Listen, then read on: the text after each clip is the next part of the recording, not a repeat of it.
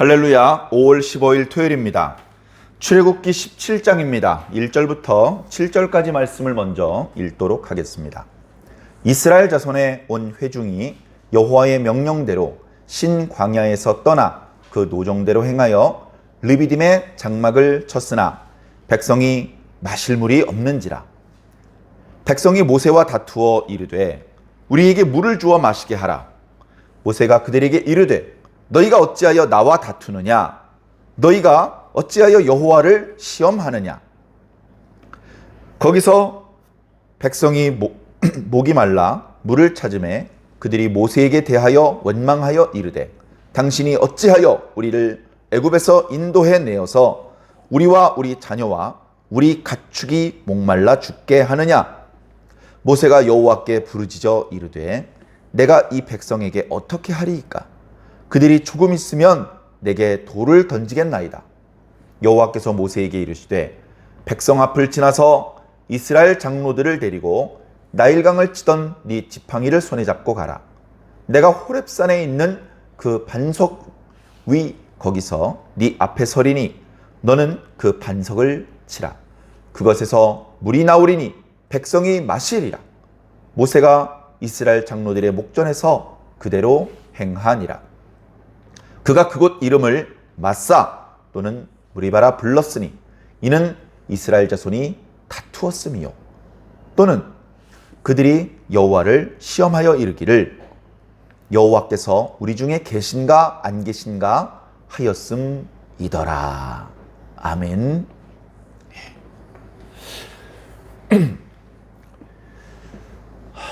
홍해의 기적. 출애굽기 14장에 나타나는 기적입니다.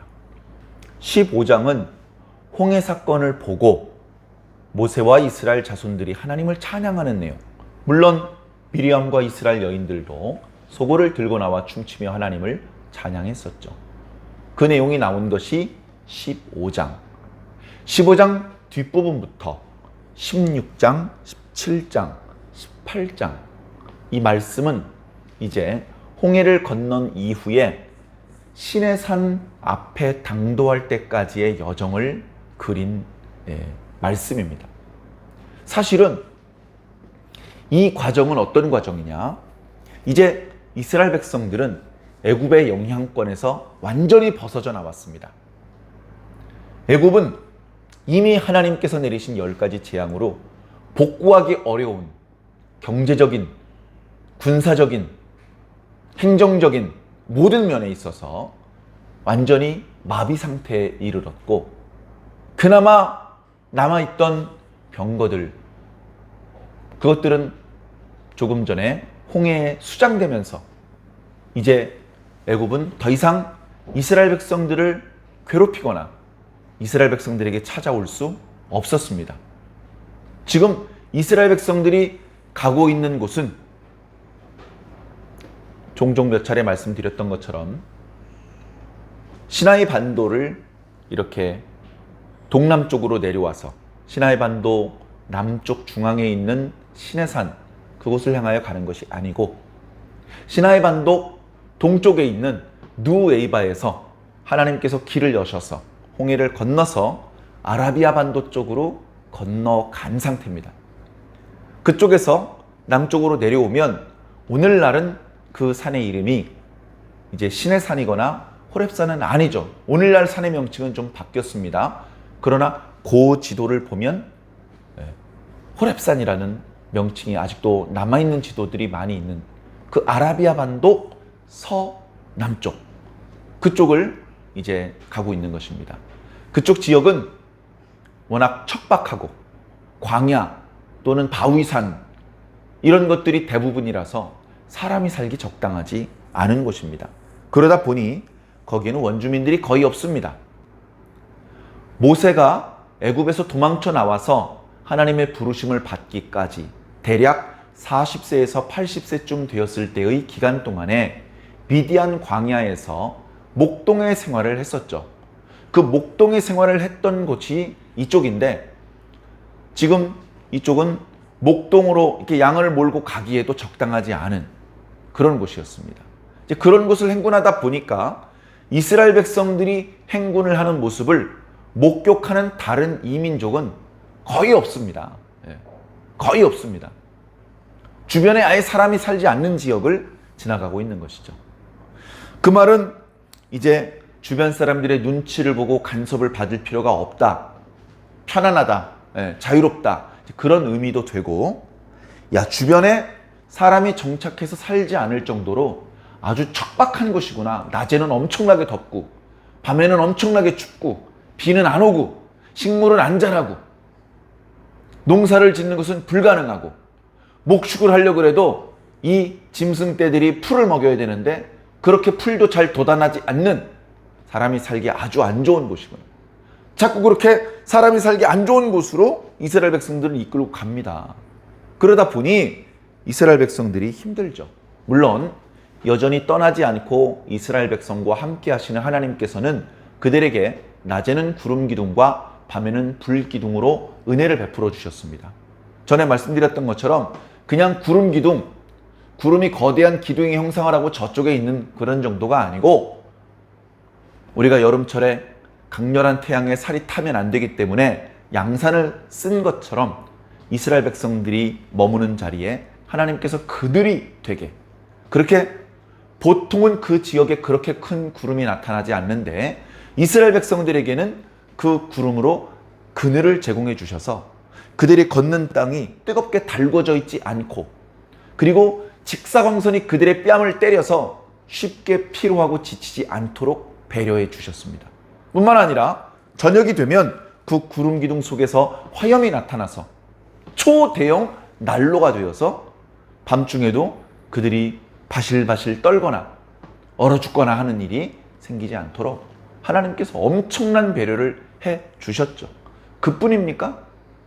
그 주변에 자생하는 식물에게서는 먹을 만한 음식을 장만할 수 없기 때문에 하나님께서 하늘로부터 양식을 매일같이 내려주십니다.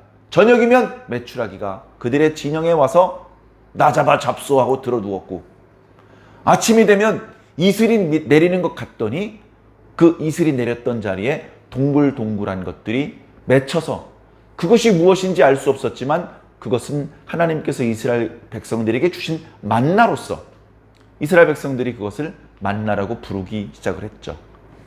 이것이 무엇이냐라고 말할 때 만이라는 말을 쓰는데 거기서 만나라는 명칭이 나왔다고 합니다.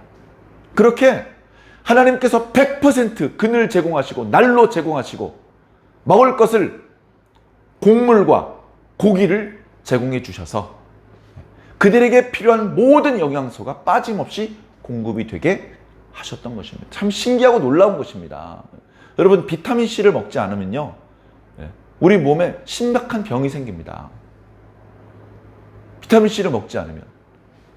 그건 아주 심각합니다. 비타민C는 대부분 이렇게 신선한 채소를 통해서 공급을 받습니다. 과거에는, 노아의 홍수 이전에는 비타민C를 이렇게 음식물로 섭취하지 않아도 몸 안에서 합성해낼 수 있었다고 합니다. 왜 그런고 하니, 노아가 방주에서 40일 동안 비가 내린 것 이외에도 물이 차오르고 물이 다시 빠지는 기간을 다 합치면 거의 1년 동안 방주 안에서 생활을 했거든요. 1년 동안 나름대로 준비한 양식, 거기서 짐승들이 알도 낳고 그런 것들로 양식을 삼았을지는 모르지만 신선한 채소를 1년 동안 지속적으로 공급받는 것은 불가능했습니다. 거기 과일이 있었겠습니까? 신선한 채소가 있었겠습니까? 비타민C를 공급받을 방법이 없었어요. 그럼에도 불구하고 노아와 그의 가족들은 병이 나지 않았습니다. 그런데 그때 이후로 이제 인간에게 그럴 능력이 상실되었죠. 그래서 먹어주어야 됩니다. 그런데 이스라엘 백성들은 지금 풀 한 폭이 발견하기 어려운 아주 척박한 지역을 지나가고 있음에도 불구하고, 그런 식의 여정을 40년이나 계속했는데도 불구하고 그들은 병에 걸리지 않습니다. 그런 걸 보면 그들이 먹었던 만나가 무엇인지 정말 궁금합니다. 그들이 먹었던 만나는 오늘날 우리들이 쓰는 표현대로라면 완전 식품입니다. 단백질도 지방질도 또 탄수화물도 있고, 각종 무기질에 비타민에 빠진 것이 없이 그 속에 모든 것들이 다 들어있는 겁니다. 그거 하나만 먹으면 모든 종류의 영양분을 다 공급받을 수 있는 완전 식품이죠. 완전 식품. 그런 것들을 하나님께서 하루도 빠지지 않고 제공해 주셨음에도 불구하고 이스라엘 백성들은 원망하는 데 선수예요. 물론 그들이 고기를 먹고 그리고 또 만나를 그걸 이제 굽기도 하고 이렇게 여러 가지 방법으로 먹었는데 그것만 가지고 살 수 있는 것은 아니죠. 오늘 말씀에는 물 때문에 문제가 생겼습니다. 이 물은요, 보관하기가 힘들어요. 물은. 만나는 그릇에 담을 수가 있잖아요. 그 그릇에 담아놨던 만나를 이렇게 반죽을 하거나 이렇게 모양을 이렇게 주무르거나 또는 불에 굽거나 해서 여러 가지 방법으로 보관할 수가 있는데 물을 이렇게 보관하기도 어렵고 하나님께서 물을 많이 주신다고 해도 한 달치 물을 지고 다닐 수는 없지 않습니까? 도무지 셈이라고는 찾을 수 없는 그런 곳에 이제 이스라엘 백성들이 가고 있는데 바로 이런 순간에 하나님의 은혜가 필요한 것이죠. 그러면 그런 결핍이 생겼을 때 그런 결핍으로 이런 이제 고통, 불편 이런 것들에 대하여 하나님께 기도해야죠. 하나님, 목말라요. 물 주세요. 근데 이스라엘 백성들은 하나님께 기도하는 방법을 아직도 모르고 있습니다. 그들이 가지고 있는 방법은 원망하고 불평하는 방법밖에 없었던 것 같습니다. 그 원망하고 불평하는 모양새가 매우 거칠고 매우 경솔하고 경박하여서 오늘 말씀은 어떻게 표현하고 있느냐. 2절에 백성이 모세와 다투어 이르되, 다투는 것처럼 말했다 이겁니다. 다투는 것처럼. 물론 우리가 지금 읽고 있는 이 성경은 이때 이스라엘 백성들이 실제로 했던 말 중에서 매우 완곡하고 부드러운 표현만 기록해 놓은 것 같습니다. 우리에게 물을 주어 마시게 하라. 이게 무슨 다투는 말입니까? 다툴 때는 고함도 치고 욕설도 나오고 삿대질도 나오고 아주 경박한 표현들이 나오는 것이죠. 그 말을 듣는 순간 모세가 화가 났습니다. 들으면 분노를 일으키게 만드는 그런 표현들이 쏟아지는데 어떻게 화가 안 날 수가 있습니까? 근데 모세가 같이 욕하고 싸우고 그러지 않았습니다. 모세가 이렇게 말합니다. 너희가 어찌하여 나와 다투느냐? 지난 시간에도 말씀드렸던 것처럼 그들이 원망을 하면 그것은 모세와 아론을 향한 원망이 아니라 하나님을 향한 원망인 것입니다. 지난 시간에도 말씀을 드렸죠. 너희가 어찌하여 우리를 애굽으로 인도하여 내었느냐? 다시 말해서 백성들은 자신들을 애굽에서 광야로 인도해 낸 분을 원망한 것입니다. 그게 바로 모세와 아론 너희들이라 이거죠. 그러나 모세와 아론은 분명히 얘기했습니다. 너희를 애굽에서 광야로 인도해 내신 분은 우리가 아니라 하나님이시다. 그렇기 때문에 너희들이 지금 한 원망은 우리를 향한 원망이 아니고 하나님을 향한 원망이다. 하나님이 너희 원망 다 들으셨다. 그렇게 이야기를 했거든요. 오늘도 마찬가지예요. 너희가 어찌하여 나와 다투느냐? 너희가 어찌하여 하나님을 시험하느냐? 오늘 말씀에 보면요, 다투는 이야기와 시험하는 이야기가 나옵니다. 그래서 이 이야기가 끝날 때쯤 이 사건이 벌어진 장소를 무리바 또는 마사라고 이름을 붙였다고 합니다. 무리바는 다투었다는 말이고요, 마사라는 말은 시험하였다는 말입니다. 다투었다는 것은요, 모세하고 거의 멱살만 안 잡았지 정말 모세가 표현한 대로 돌을 던지기 직전까지 막 성을 내면서 욕을 하고 소리를 쳤다는 얘기입니다.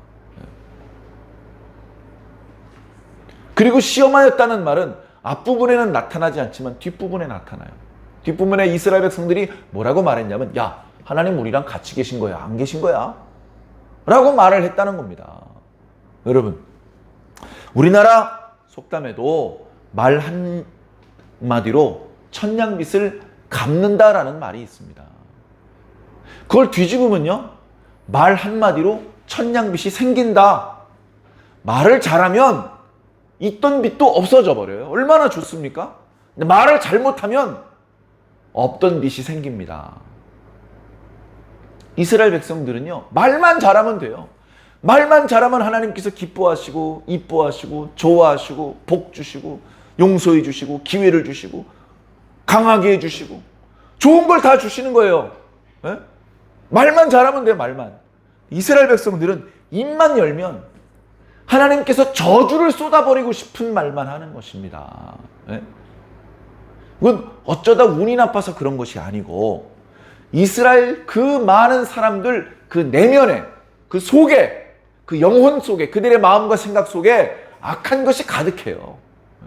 그들이 그래도 애굽에 섞여 살기는 했지만 애굽 사람들보다는 좀 나았지, 이런 생각을 하셨다면 큰 오산입니다. 애굽 사람보다 나을 게 하나도 없어요. 그들은 인성 자체가 되먹질 못했습니다. 결코 지나친 표현이 아닙니다. 여러분들이 성경을 읽고 그 누가 성경을 읽어도 에이 자식들 너무했네 이렇게 평가할 수밖에 없는 모습들이 자꾸 나타나는 거예요. 하나님께서 인마 니들 애굽 땅에서 고생하는 거 불쌍히 여기시고 너희들 애굽 땅에서 해방시키시고 얼마나 애를 쓰셨는지 알아? 자식 말이야 좀 알면 고맙고 감사한 마음을 좀 품어야지. 한 놈도 고맙다고 말하는 놈이 없고 틈만 나면 원망하고 말이야. 뭐 하려고 우리를 광야로 이끌어내셨습니까? 라고 하나님께서 쓸데없는 일 하셨다는 듯이 말하고 말이야. 하나님께서요 정말 그 인내가 크십니다. 하나님께서 이때 참지 않으시고 분노를 쏟으셨으면 다 죽는 겁니다. 다 죽는 거예요. 하나님께로부터 불이 나와서 백성들을 불태워버리시면 누가 살아남을 수 있습니까? 예? 하나님께서 불기둥과 구름기둥을 걷어버리시면 그 순간 말라 죽습니다. 그 순간 타 죽고 낮에 밤에 얼어 죽습니다. 그런데 하나님께서 참으셨어요. 하나님께서 백성들이 죄를 짓자마자 용서를 하셨어요. 알았어, 물 줄게. 이렇게 말씀하셨어요. 얼마나 좋으신 하나님입니까? 이런 하나님 없습니다. 그들에게 베풀던 은혜, 구름기둥과 불기둥, 만나 메추라기 그 은혜를 거둬가지 않으셨어요. 그들이 그런 멍청한 소리를 끝없이 쏟아내는데도 계속해서 먹을 것을 주셨어요. 그리고 알았어, 물도 줄게. 모세야, 화내지 마라. 모세야, 조금만 참아라. 그래서 모세로 하여금 홍해를 갈랐을 때 손에 들고 있던 지팡이를 들고 백성들 앞을 지나서 산 위로 올라가게 했습니다. 산을 가보니 모양이 이상합니다. 산이 있는데 웬 산 꼭대기에 어마어마한 바위가 있습니다. 어마어마한 바위가 있는데 그 크기가 얼마나 큰지 요즘 우리들이 살고 있는 아파트 7층, 8층 높이가 되는 그런 큰 바위가 있습니다. 그 바위를 치랍니다. 쳤어요. 바위를 치니까 바위가 갈라집니다. 그리고 산 꼭대기에 있던 그 어마어마한 바위가 갈라진 곳으로부터 물이 터져나와요. 이게 웬일입니까? 산이 그런 광야에 있는 산 말고 우리나라에 이렇게 비도 많이 오고 산에 나무도 많이 있는 그런 산은 그 산 자체가 거대한 물탱크입니다. 아주 맑고 좋은 물이 가득 있고 그것들이 지하수를 따라서 샘물이 되기도 하고 또 산골짜기 옹달샘 그 시냇물이 되기도 하는 것입니다. 그런데 광야에는 산이 있더라도 그 산이 물탱크가 아니에요. 그리고 혹시 그 산에 물이 있다면 산 꼭대기에서 나오는 건 아니야. 산 아래쪽에서 나오겠죠. 그런데 이건 산 꼭대기에 서 있는 바위로부터 물이 터져 나오는 거예요. 얼마나 신기합니까? 물의 양이 적질 않아요. 이스라엘 백성들이 장정만 60만이라고 했습니다. 어린아이들, 노인들, 여인들까지 합하면 200에서 300만을 육박합니다. 거기다가 그들이 끌고 다니는 가축들이요, 그 수가 보통이 아닙니다. 어마어마합니다. 그놈들 물도 사람보다 더 많이 먹습니다. 그런데 그렇게 많은 사람들과 가축들이 물을 벌컥 마셔도 계속해서 물이 흘러내려오는 거예요. 하나님께서 화내지 않으시고 은혜를 베풀어 주시는 거예요. 하나님의 사랑이 얼마나 큰지 우리는 이 말씀을 통해서 한번 살펴봐야 됩니다. 하나님, 과거에는 구약의 이스라엘 백성들을 그렇게 잘 용서해 주시고 그들에게 그런 엄청난 은혜를 베풀어 주신, 요즘엔 왜 그렇게 인색하세요? 여러분, 우리 말 이쁘게 해야 됩니다. 잘 알지 못하면서 함부로 말하면 안 됩니다. 과거에는 그렇게 선하셨던 하나님께서 오늘날에는 각박해지셨느냐? 절대 그렇지 않습니다. 하나님께서는 옛적이나 지금이나 앞으로나 동일하신 분이십니다. 변하는 것은 불완전하니까 변하는 거예요. 하나님은 완전하시기 때문에 변함이 없으십니다. 그 하나님께서는 지금도 당신의 백성을 너그럽게 사랑하여 주십니다. 도저히 용서할 수 없는 죄를 지었는데도 야, 안 되겠다, 이번엔 하나님께서 화내실 것 같아, 그런 생각이 드는데도 하나님께서 또 용서해 주시고 또 기회를 주십니다. 그런 엄청난 은혜가 아니면 이 말씀을 듣고 있는 저와 여러분들 중에 누가 하나님 앞에 이렇게 서 있을 수 있습니까? 다 불을 맞아가 죽어야죠. 하나님께서는 오늘날도 여전히 선하십니다. 너그러우시고요, 자비가 많으십니다. 그리고 그렇게 우리가 복받을 자격이 없는, 입만 벌리면 하나님께서 견디기 어려운 그런 무엄한 소리를 끝없이 쏟아내는데, 아마도 오늘 우리들의 속사람도 더러운 것으로 가득 차 있나 봅니다. 사람 중에서, 사람의 몸에서 가장 약한 부분이 입이라 그러죠. 그래서 우리 속에 악한 것들이 제일 약한 입 쪽으로 터져 나온다는 겁니다. 입만 벌리면 있던 복도 달아나게 만드는 말을 합니다. 하나님, 뭐하러 우리를 당신의 백성으로 부르셨어요? 예수님, 뭐 하려고 저를 당신의 제자로 부르셨어요? 예수님, 십자가는 뭐 하러 달리셨어요? 입 조심하시기 바랍니다. 왜냐하면 구체적으로 당신이 뭘 잘못해서가 아니라 우리는 늘 실수를 하기 쉬운 그런 존재이기 때문에 항상 조심해야 돼. 항상 조심해야 실수를 줄일 수 있어요. 오죽하면 야고보서에 말에 실수가 없는 자는 온전한 사람이라 그랬습니다.